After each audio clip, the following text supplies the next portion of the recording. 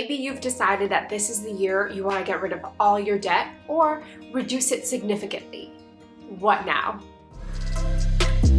Welcome to First Gen Money, a YouTube channel for all things money and lifestyle from a millennial's perspective. In today's video, we're going to walk through creating a debt payoff plan, how you can take your goal into something that is a reality, right? How do you get from that I want to pay off debt to I'm going to pay off debt in X amount of months? But before we can continue into a debt payoff and really throw all our money into paying off our debts, we need to make sure we have a cushion, a safety cushion, something that is going to protect us in case we lose our jobs, in case, God forbid, something happens and we aren't able to work for a certain period of time, or if something happens to people that we support. We need to have that emergency cushion. When I first started my debt payoff journey, I was throwing every single paycheck towards my debt.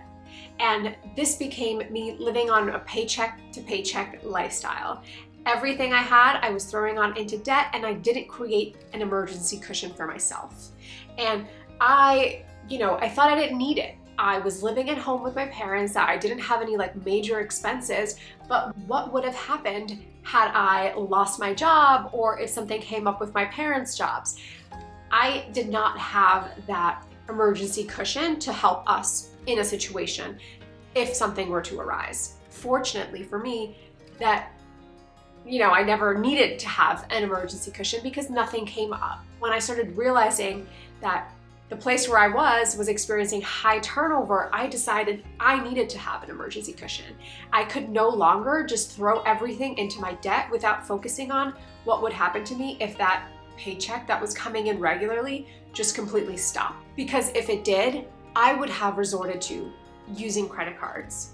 For most of us, we don't have family members we can call to bail us out. So when we don't have an emergency cushion and something happens that's an emergency, we end up resorting to credit cards. And if you're in the middle of paying off all of the debt and you didn't create that safety net, then you end up falling into more debt. So when people ask me, should I use this money to put an emergency fund or pay off my debt? I say, it depends what kind of debt it is. It depends how much savings you currently have. You definitely want to have at least 3 months of your living expenses so you don't have to go back into debt because you didn't prepare for that. We can be too focused to see our debt just decrease and decrease and decrease. And I get it. There's a rush to that. It feels nice. It feels nice.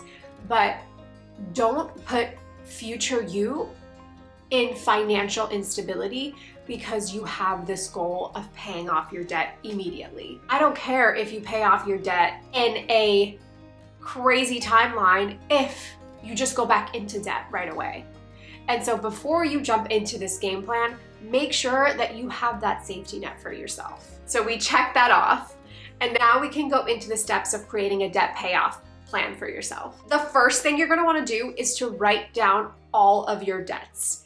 Get a Google spreadsheet, get an Excel spreadsheet, open up pen and paper, whatever works for you.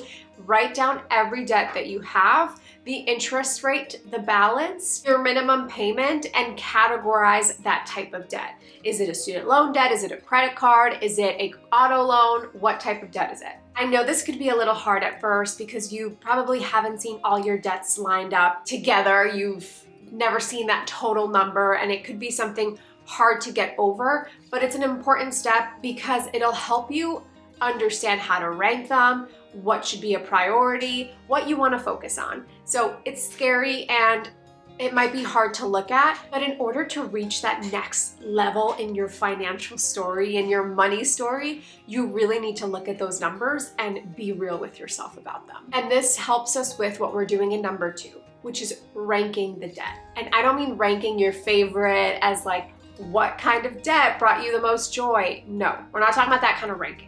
We're talking about the ranking where it's realizing that all debt is not the same. We can't place credit card debt next to a mortgage if they have 2 different interest rates. So let's say that you have $20,000 in a student loan debt at 3.5%, and you have a $10,000 debt on a credit card with 20% APR interest rate.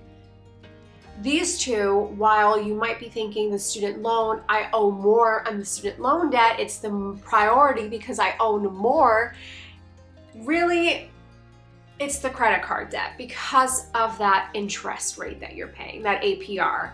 Because it's a 20% and not a 3.5, you are paying interest on your interest when it comes to your credit card debt.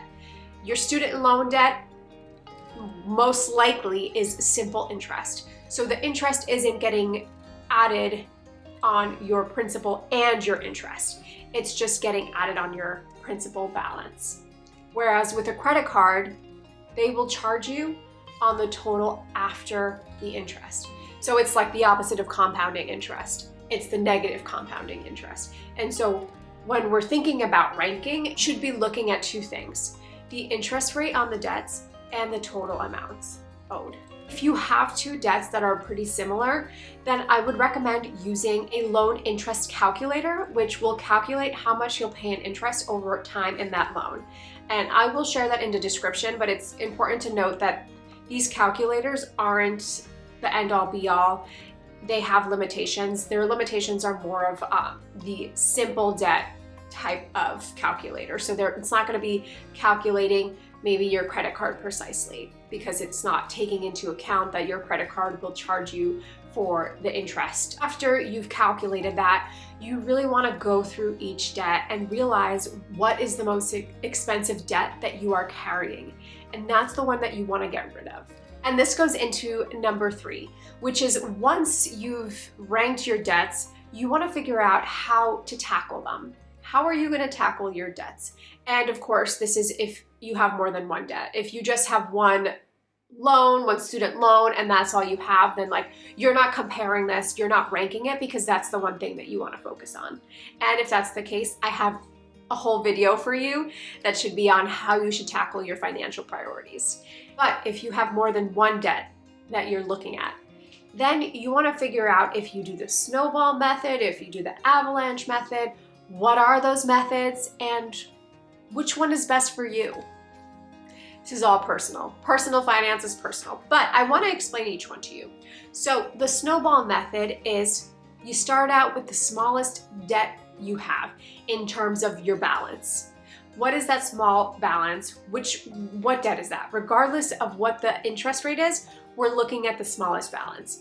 And that gives you a financial win right away that will supposedly, depending on how your psychology around money is, will keep you motivated to keep going, to see another win, because you just saw one and you are chasing that rush. Whereas, if you weren't doing that, others could say, well, it's going to be taking you too long and you might lose motivation that you had. So this one is really focused on that psychology around money, on seeing that debt disappear fast. And the avalanche method is quite the opposite in that you want to look at the debt with the highest interest rate, because we can assume that it's your most expensive debt. Depending on your numbers, you want to figure out what that most expensive debt is to you. And this one is more of the math behind paying off your debt, which is we're gonna pay off the one that is most expensive so we don't have to keep paying towards interest, keep paying towards these debts. And it might mean that it takes you a little bit longer to reach that first win, but it's gonna save you money over time. So there's the psychology around money one, there's the psychological one, and the does it make financial mathematical sense? Or you could choose to do both. You could choose to look at your debts and think about which one has the smallest balance, but a pretty big interest rate. Maybe it's not the biggest interest rate that you have across all your debts, but it could be one of the higher ones. And you can choose to tackle it that way. So you can choose to mix the two methods together to kind of make your own. And that's what I did in my debt-free journey. I didn't just do one or the other. I said, which of my debts here makes the most sense to tackle based on, yeah, I want to get that financial win, but I also want to do something that makes sense mathematically in terms of what is going to be me paying less money towards my debts. So you're not confined to just the avalanche or the snowball. You can really see what works for you and make your own method. And number 4 is finding how much you can contribute towards your debts on a monthly basis. So this will mean looking at your spending. If you've been following me for a while, you know I'm huge on tracking your spending. I'm huge on it because it helps you understand if you're spending within your values, if maybe something's going on that month that is making you spend a little more, and seeing how you can shift as you go. If you've never tracked your expenses before, you're definitely gonna want to do at least 3 months. Either you track your last 3 months ending in today, or you start today and you track the next 3 months. But you're gonna wanna see 3 months of tracked expenses in order to tell where you're spending the most money. Typically, for a lot of people, that's your housing, your food, and your transportation budget. Are those items, are you aware of what you're spending in each of those? If you're not, start there. Find out what that is in proportion to your income. And if you've been tracking your spending and you know already that you have a certain number of money to contribute towards your debt payoff, let's say you have an additional $200 that you can add to your debt. Once you've come up with that amount, we're gonna have to go back into that spreadsheet and look at your minimum payments. What is the required minimum for each of your debts? And that's something you have to continue paying, because if you don't pay your minimum payments, you're gonna hurt your credit. And that's not the point of being debt-free, is not to like be debt-free because you don't pay anything else except that debt that you're trying to get rid of. And so you're gonna need to meet the minimum payments.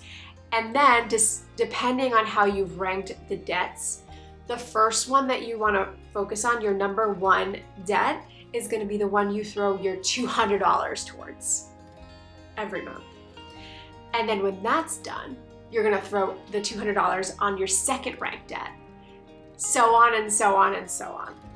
But it's important that if you already know you have $200 or whatever that amount is monthly that you can contribute, you have to look at your spending and say, hey, is there more that I could be contributing? More to help me reach that goal that I want? Because I'm aiming at having this paid off by whatever the date is, because you do want to make sure that there is a timeline to every debt that you're putting on there. And this leads me into my 5th and last point, which is really figuring out what that timeline is for you. You can do this 2 ways. The first way is looking at that timeline that you have for yourself. Maybe it's 18 months, and total up all your balances divided by the 18 months. What is that monthly you need to contribute to pay it off in order to meet that timeline? If that amount is too high, then you need to go back to number 4 and figure out your spending. Or you need to be realistic about the timeline that you are aiming at. The second option that you have is to, instead of figuring out what timeline you want to pay off your debt at, you can say, I have $200 extra to contribute towards my debt payoff. What is my time frame for getting there with those $200? And in that case, you are going to divide your balance by the total that you have to contribute towards that, and you're going to get the months that it'll take you to reach that. Let's say you have $10,000 in a student loan and your monthly payment is $200 and you have another $200 to put away. So that's $400 that you're making towards that debt. Your total months to reach that is 25 months. So being very clear about whether it's the timeline you want to aim towards, or is it the monthly amount that you have to contribute towards your debt. So I hope that was helpful. Quick debt payoff plan. I hope this is the year that you tackle on your debt. And if you want to talk to other Latinas about money, be sure to join our Latinas Get Money community on Slack. I'll put that in the description below. And I hope you subscribe and like this video. I'll see you next time.